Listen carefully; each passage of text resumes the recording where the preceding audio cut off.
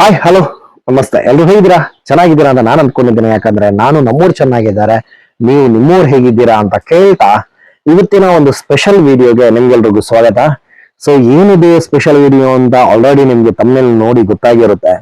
So 2023ರಲ್ಲಿ release ಆದಂತ ಮಲಯಾಳಂ ಮೂವಿಯನ್ನ ನಾನು Hindi dubbing ಅಲ್ಲಿ ಇತ್ತೀಚೆಗಷ್ಟೇ ಯೂಟ್ಯೂಬ್ ಅಲ್ಲಿ ನೋಡಿದೆ. ಸೊ ಆ ಮೂವಿ ಬಗ್ಗೆ ಇವಾಗ ಯಾಕೆ ಮಾತಾಡ್ತಾ ಇದ್ದೇನೆ ಅಂತ ಹೇಳಿದ್ರೆ, ಇವತ್ತು ಒಂದು ನಾನು ಫೇಸ್ಬುಕ್ ಅಲ್ಲಿ ಒಂದು ಸ್ಟೋರಿ ನೋಡಿದೆ. ಬಿಹಾರದಲ್ಲಿ 17 ವರ್ಷದ ಹಿಂದೆ ಒಂದು ತಪ್ಪು ಮಾಡಿದಂತ ವ್ಯಕ್ತಿಗೆ ಆತನ 84 ವರ್ಷದ ಪ್ರಾಯದಲ್ಲಿ ಆತನಿಗೆ ಗಲ್ಲು ಶಿಕ್ಷೆ ಕೊಡ್ತಾರೆ. ಸೊ ಇದನ್ನ ನಾನು ನನ್ನ ಫೇಸ್ಬುಕ್ ಅಲ್ಲಿ ಶೇರ್ ಮಾಡಿದೆ ಕೂಡ. ಸೊ ಹಾಗೆ ನೋಡ್ತಾ ನೋಡ್ತಾ ಏನೋ ಒಂದು ಕಾಕತಾಳೀಯನೋ ಏನೋ ಗೊತ್ತಿಲ್ಲ, ಹೀಗೆ ಯೂಟ್ಯೂಬ್ ಅಲ್ಲಿ ನೋಡ್ತಾ ಇರುವಾಗ ಈ ಮೂವಿ ಒಂದು ನನ್ಗೆ ನೋಟಿಫಿಕೇಶನ್ ಬಂತು. ಸೊ ನೋಡೋಣ ಅಂತ ಹೇಳ್ಬಿಟ್ಟು ನೋಡಿದೆ.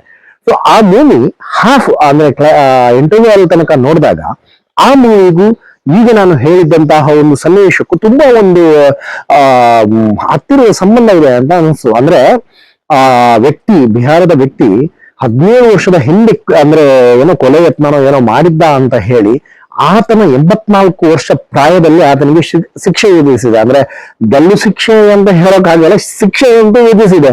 ಅಂದ್ರೆ ಇನ್ನು ಅವನು ಬದುಕಿದ್ರೆ ಹೆಚ್ಚು ಅನ್ನೋ ಪ್ರಾಯದಲ್ಲಿ ಆತನಿಗೆ ಶಿಕ್ಷೆ ಕೊಟ್ಟಿದೆ ಆ ಗೌರ್ಮೆಂಟ್. ಸೊ ನಾನು ಈ ನಮ್ಮ ಒಂದು ಕಾನೂನು ವ್ಯವಸ್ಥೆಯ ಬಗ್ಗೆ ಮಾತಾಡಬೇಕು ಅಥವಾ ನಮ್ಮ ಒಂದು ಪರಿಸ್ಥಿತಿಯ ಬಗ್ಗೆ ಹೇಳಬೇಕು ಗೊತ್ತಾಗ್ತಾ ಇಲ್ಲ. ಸೊ ನಾನು ಎರಡು ಟಾಪಿಕ್ ಅನ್ನ ಇಟ್ಕೊಂಡು ಯಾಕೆ ಮಾತಾಡ್ತಾ ಇದ್ದೇನೆ ಅಂದ್ರೆ, ನಮ್ಮ ದೇಶದಲ್ಲಿ ಇವಾಗ ಕೆಲವರು ಕಾಂಗ್ರೆಸ್ ಬಿಜೆಪಿ ಮಾಡ್ಬೋದು ಇದರಲ್ಲೂ ಕೂಡ, ಬಟ್ ಅವ್ರಿಗೆ ನಾನು ಮೊದಲೇ ಹೇಳ್ತೇನೆ, ಅಂತವ್ರು ದಯವಿಟ್ಟು ಈ ವಿಡಿಯೋನ ನೋಡ್ಬೇಡಿ. ಬಟ್ ಯಾರು ಮಾಡಲ್ಲ, ಯಾರು ಪ್ರಾಕ್ಟಿಕಲ್ ಆಗಿ ಮಾತಾಡೋ ಒಂದು ಅಷ್ಟು ಗಟ್ಸ್ ಇದೆಯೋ ಅವ್ರು ಮಾತ್ರ ಈ ವಿಡಿಯೋ ನೋಡಿ ಅಂತ ಹೇಳ್ತಾರೆ. ಸೊ ಕಾಂಗ್ರೆಸ್ನವರಾಗಿರ್ಬೋದು, ಬಿಜೆಪಿ ಅವರಾಗಿರ್ಬೋದು, ಆ ಗೌರ್ಮೆಂಟ್ ಇದ್ದಾಗ ಆಗಿರ್ಬೋದು, ಈ ಗೌರ್ಮೆಂಟ್ ಇದ್ದಾಗ ಆಗಿರ್ಬೋದು, ಕಾನೂನು ವ್ಯವಸ್ಥೆಯಲ್ಲಿ ಏನು ಚೇಂಜ್ ಆಗಿಲ್ಲ, ನಮ್ಮ ಕಾನೂನು ವ್ಯವಸ್ಥೆ ಹಾಗೇನೇ ಇದೆ.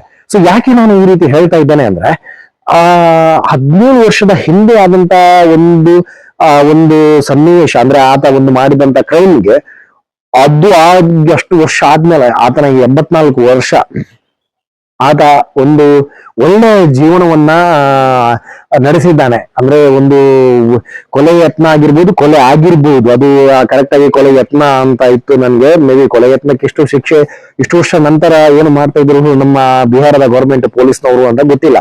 ಸೊ ಕಾನೂನು ಬಗ್ಗೆ ಮಾತಾಡ್ತಾ ಇದ್ದೇನೆ ಯಾಕಂದ್ರೆ, ಇವಾಗ ಈ ಮೂವಿ ನಾನು ಹೇಳಿದ್ನಲ್ವಾ, ಗೈಡಿನ್ ಅನ್ನೋ ಮೂವಿ ನೋಡಿದೆ. ಸೊ ಅರುಣ್ ವರ್ಮಾ ಅನ್ನೋ ಒಂದು ಮಲಯಾಳಂ ಡೈರೆಕ್ಟ್ರು ನಿರ್ದೇಶನ ಮಾಡಿದಂತ, ಅಂದ್ರೆ ಸ್ಟೋರಿ ರಿಟರ್ನ್ ಮಾಡಿದಂತ ಡೈರೆಕ್ಟ್ರು ಸುರೇಶ್ ಗೋಪಿ ಮತ್ತು ಬಿಜು ಮೇನನ್ ಎನ್ನುವ ಆಕ್ಟರ್ನವರು ಮೂವಿಯಲ್ಲಿ ಆಕ್ಟ್ ಮಾಡಿದ್ದಾರೆ. ಸೊ ಮಲಯಾಳಂ ಮೂವಿ ನಾನು ಜಾಸ್ತಿಯಾಗಿ ನೋಡ್ತಾ ಇರಲಿಲ್ಲ. ನಮ್ದೊಬ್ರು ಫ್ರೆಂಡ್ ಇದ್ದಾರೆ ದೇವದಾಸ್ ಶೆಟ್ಟಿ ಅಂತ ಹೇಳ್ಬಿಟ್ಟು, ಅವ್ರು ನನ್ಗೆ ರೆಕಮೆಂಡ್ ಮಾಡಿದ್ರು. ಸೊ ಮಲಯಾಳಂ ಮೂವಿ ನೋಡಿ ತುಂಬಾ ಚೆನ್ನಾಗಿರುತ್ತೆ ಅಂತ ಹೇಳಿ ಅವ್ರು ಹೇಳಿದ್ಮೇಲೆ ನಾನು ಫಾಲೋ ಮಾಡ್ತಾ ಇದ್ದೆ ಮಲಯಾಳಂ ಮೂವಿಯನ್ನ, ತುಂಬಾ ಮಲಯಾಳಂ ಮೂವಿಯನ್ನ ನೋಡಿದ್ದೇನೆ. ಸೊ ಈ ಮೂವಿ ನನ್ಗೆ ಇವಾಗ ಯಾಕೆ ಬಂತ ಗೊತ್ತಿಲ್ಲ, ಬಟ್ ನೋಡಿದಾಗ ಏನ್ ಗೊತ್ತಾ, ಆ ಮೂವಿ ಸ್ಟೋರಿ ನನಗೆ ತುಂಬಾ, ಅಂದ್ರೆ ನಾನು ಆಕ್ಚುಲಿ ಮಲಯಾಳಂ ಮೂವಿಯ ಫ್ಯಾನ್ ಆಗಿ ಹೋಗ್ಬಿಟ್ಟಿದ್ದೇನೆ. ಯಾಕಂದ್ರೆ ಯಾವುದೇ ಒಂದು ಒಳ್ಳೆ ಕಥೆ ಆಗಿರ್ಬೋದು, ಯಾವುದೇ ಒಂದು ಅಂದ್ರೆ ಕ್ರೈಮ್ ಆಧಾರಿತ ಕಥೆ ಅಂತ ಹೇಳ್ತೀವಲ್ವ, ಸಸ್ಪೆನ್ಸ್ ಥ್ರಿಲ್ಲರ್ ಮೂವಿ ಅಂತ ಹೇಳ್ತೀವಲ್ಲ, ಅದು ನೀವು ಮೂವಿ ನೋಡ್ಬೇಕಾ, ಅದನ್ನ ನೀವು ಫೀಲ್ ಮಾಡ್ಬೇಕಾ, ಮಲಯಾಳಂ ಮೂವಿಯನ್ನ ನೋಡಿ ಅಷ್ಟೇ ನನ್ನ ಒಂದು ರೆಕಮೆಂಡೆಡ್. ಯಾಕಂದ್ರೆ ಕನ್ನಡದಲ್ಲೂ ಅಷ್ಟು ಚೆನ್ನಾಗಿ ಬರಲ್ಲ, ಹಿಂದಿಯಲ್ಲೂ ಅಷ್ಟು ಚೆನ್ನಾಗಿ ಬರಲ್ಲ, ತಮಿಳು ತೆಲುಗಲ್ಲಿ ಓಕೆ ಬರ್ತಾ ಇರುತ್ತೆ. ಈ ಒಂದು ಮೂವಿಯನ್ನ ನೀವು ನೋಡಿದ್ರೆ ನಿಜವಾಗ್ಲೂ ಹೇಳ್ತಾರೆ, ನೀವು ಕಳ್ದೋಗ್ಬಿಡ್ತೀರಾ. ಯಾಕಂದ್ರೆ ಒಂದು ಫಸ್ಟ್ ಸ್ಟಾರ್ಟ್ ಆಗುವಾಗ, ಅಂದ್ರೆ ಫಸ್ಟ್ ಹಾಫ್ ಅಲ್ಲಿ ನಾವು ವಿಲನ್ ಕಡೆ, ಅಂದ್ರೆ ನಮ್ಗೆ ಒಂದು ಸಾಫ್ಟ್ ಕಾರ್ನರ್ ಬರುತ್ತೆ.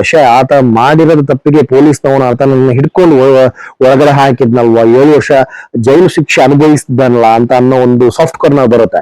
ಸೊ ಇಂಟರ್ವ್ಯೂ ನಂತರ ನಮ್ಗೆ ಏನ್ ಅರ್ಥ ಆಗುತ್ತೆ ಅಂದ್ರೆ, ಇಲ್ಲ ಆತನೇ ಕೊಲೆ ಮಾಡಿದ್ದು, ಆತನೇ ರೇಪ್ ಮಾಡಿದ್ದು, ಆತನೇ ಅಂದ್ರೆ ತಪ್ಪು ಮಾಡಿದ್ದು ಆತನೇ ಅಂತ ಹೇಳ್ಬಿಟ್ಟು ಗೊತ್ತಾಗುತ್ತೆ.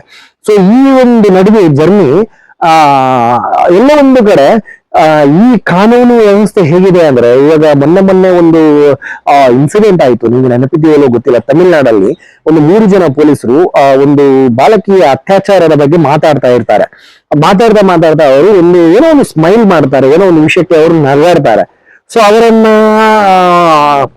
ಅಂದ್ರೆ ವ್ಯವಸ್ಥೆಯಿಂದ ಪೊಲೀಸಿಂದ ತೆಗಿಬೇಕು ಅಂತ ಇಲ್ಲಿ ತುಂಬಾ ಸೋಷಿಯಲ್ ಮೀಡಿಯಾದಲ್ಲಿ ಆ ವಿಷಯದ ಬಗ್ಗೆ ಒಂದು ಇದಾಯ್ತು. ಸೊ ಅಲ್ಲಿ ಏನ್ ನಡೀತು ಆಕ್ಚುಲಿ ಆ ಪ್ರೆಸ್ ಮೀಡಿಯಾದಲ್ಲಿ, ಅಂದ್ರೆ ಪ್ರೆಸ್ ಮೀಟ್ ಅಲ್ಲಿ ಏನ್ ನಡೀತು ಅನ್ನೋದು ಯಾರಿಗೂ ಗೊತ್ತಿಲ್ಲ. ಸೊ ಅಲ್ಲಿ ನಾವು ಒಂದು ಅಪ್ರಿಶಿಯೇಟ್ ಮಾಡ್ಬೇಕು ಏನೋ ಅಂದ್ರೆ ಪೊಲೀಸ್ನವರು ಬೇಗನೆ ಆ ಕ್ರಿಮಿನಲ್ ಗಳನ್ನ ಹಿಡ್ಕೊಂಡಿದ್ರು.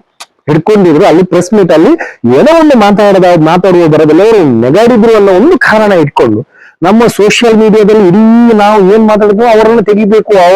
ಅವಳು ಕೂಡ ಒಂದು ಹೆಣ್ಣಲ್ವಾ, ಅವಳಿಗೂ ಕೂಡ ಗೊತ್ತಿಲ್ಲ. ಸರಿ, ಒಂದು 10 ವರ್ಷದ ಹುಡುಗಿಯನ್ನ ಅತ್ಯಾಚಾರ ಮಾಡಿದ್ದಾರೆ, ಅವರು ಕ್ರಿಮಿನಲ್, ಅವರ ಬಗ್ಗೆ ಒಂದು ಸೆನ್ಸಿಟಿವ್ ಮ್ಯಾಟರ್ ಅನ್ನ ಇವರು ಅಷ್ಟೊಂದು ಕೀಳಾಗಿ ನೋಡ್ಬಾರ್ದಿತ್ತು. ಸರಿ, ನಾನು ಹೇಳೋದು ಓಕೆ ಸರಿ. ಬಟ್ ಅಲ್ಲಿ ಆ ಪ್ರೆಸ್ ಮೀಟ್ ಅಲ್ಲಿ ನಡೆದಿದ್ದು ಏನು ಅಂತ ಯಾರಿಗೂ ಗೊತ್ತಿಲ್ಲ. ಆ ಪ್ರೆಸ್ ಮೀಟ್ ಅಲ್ಲಿ ಏನ್ ಮಾತಾಡಿದ್ರು ಅಂತ ಯಾರಿಗೂ ಗೊತ್ತಿಲ್ಲ. ಎಲ್ಲಿ ನಾವು ಪೋಸ್ಟರ್ ಮಾಡ್ಬಿಟ್ಟು ಫೇಸ್ಬುಕ್ ಅಲ್ಲಿ ಅಥವಾ ಸೋಷಿಯಲ್ ಮೀಡಿಯಾದಲ್ಲಿ ನಾವು ಶೇರ್ ಮಾಡೋದಕ್ಕೆ ತುಂಬಾ ಈಸಿ, ಅವರನ್ನ ಕೆಲಸದಿಂದ ತೆಗೀರಿ, ಅವರನ್ನ ಹೀಗೆ ಮಾಡಿ ಹಾಗೆ ಮಾಡಿ ಅಂತ. ಬಟ್ ಅದಕ್ಕಿಂತ ಮುಂಚೆ ನಾವು ಅವರ ಒಂದು ಅಂದ್ರೆ ಇವಾಗ ಪೊಲೀಸ್ ಜರ್ನಿಯನ್ನ ನಾವು ಕರೆಕ್ಟ್ ಆಗಿ ನೋಡ್ಬೇಕು. ಯಾಕಂದ್ರೆ ಅವರು ಆ ಹೆಣ್ಮಗು ಸಿನ್ಸಿಯರ್ ಆಫೀಸರ್ ಕೂಡ ಆಗಿದ್ರಂತ. ಸೊ ಅಂತವರ ಬಗ್ಗೆ ನಾವು ಎಷ್ಟು ತುಂಬಾ ಕೀಳಾಗಿ ಮಾತಾಡ್ತೀವಿ ಅಲ್ವಾ. ಅಂದ್ರೆ ನಾನು ಯಾಕೆ ಹೀಗೆ ಹೇಳ್ತಾ ಇದ್ದೇನೆ ಅಂದ್ರೆ, ಒಂದು ವಿಷಯದ ಬಗ್ಗೆ ನಾವು ಗೊತ್ತಿರೋದು ನಾವು ತುಂಬಾ ಚೆನ್ನಾಗಿ ಮಾತಾಡ್ತೇವೆ. ಯಾಕಂದ್ರೆ ನಾವಿಲ್ಲಿ ಆ ಒಂದು ದೃಷ್ಟಿಯ ಅಂದ್ರೆ ಆ ಒಂದು ಇನ್ಸಿಡೆಂಟ್ ಅನ್ನ ನಾವು ಕಣ್ಣಾರೆ ನೋಡಿದ ರೀತಿಯಲ್ಲಿ ಮಾತಾಡ್ತೇವೆ. ಸೊ ಇದರಿಂದ ನಾವು ಹೊರಗಡೆ ಬರ್ಬೇಕು ಅನ್ನೋದು ನನ್ನ ಒಂದು ಆಶಯ. ಸೊ ಈ ಪ್ರಮುಖ ಉದ್ದೇಶ ನಾನು ಈ ವಿಡಿಯೋ ಮಾಡೋದಕ್ಕೆ ಇಷ್ಟೇ. ದಯವಿಟ್ಟು ಯಾವುದನ್ನು ನೋಡದೆ ನಾವು ಮಾತಾಡೋದು ತಪ್ಪು. ಕೆಲವೊಮ್ಮೆ ನೋಡಿದ್ದು ಕೂಡ ಸುಳ್ಳಾಗ್ಬಹುದು ಅಂತ ನಮ್ಮ ಕನ್ನಡದಲ್ಲಿ ಗಾದೆನೇ ಇದೆ. ಹಾಗಂತ ಎಲ್ಲ ವಿಷಯದಲ್ಲೂ ನಾನು ಎಲ್ಲವೂ ಸರಿ ಅಂತ ಹೇಳಲ್ಲ. ಬಟ್ ಕಣ್ಣಾರೆ ಕಂಡರು ಪ್ರಮಾಣಿಸಿ ನೋಡು ಅಂತ ಹೇಳ್ತಾರೆ.